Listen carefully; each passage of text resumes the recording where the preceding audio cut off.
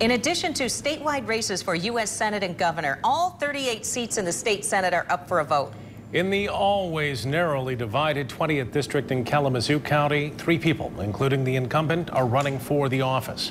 And 24-hour News 8 political reporter Rick Alvin is here with a look at that race. Rick? Interestingly, State Senator Margaret O'Brien won the 20th District Senate seat 4 years ago by 61 votes. And the matchup this year features all of the same players, at least 2 of which hoping for a different outcome. The 20th District is all of Kalamazoo County. The 3 people running for the Senate seat have all served in the State House. Current Senator Republican Margaret O'Brien says she wants to avoid the partisanship so prevalent in today's political environment. We need to stop participating in attacks. And so that's what I do. That's what I talk to my constituents about.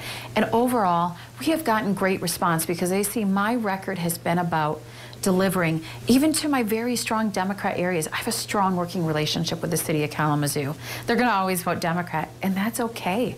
They are my constituents, and I will always serve them. For former Democratic House member Sean McCann, this rematch election is about trying to find common ground and promotion of a ballot initiative as he goes door to door.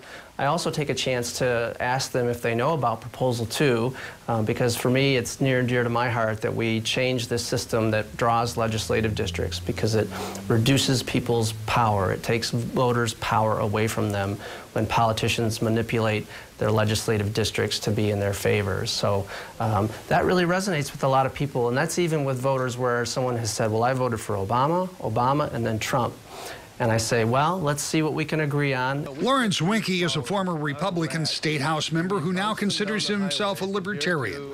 He says his take on government is different from the status quo. You know, libertarians bring something to the table that's not there now.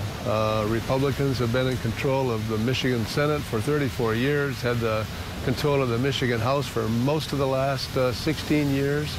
Libertarians bring a different philosophy of minimum government, maximum freedom to the legislative body, and I think if we ran all the legislation that is passed in Lansing through that filter, we probably would come out with a different product. The 20th District is just one of several Senate seats that we'll be looking at over the next few weeks, and if you aren't sure who's running in your area, you can go to woodtv.com, click on the link, and see your sample ballot.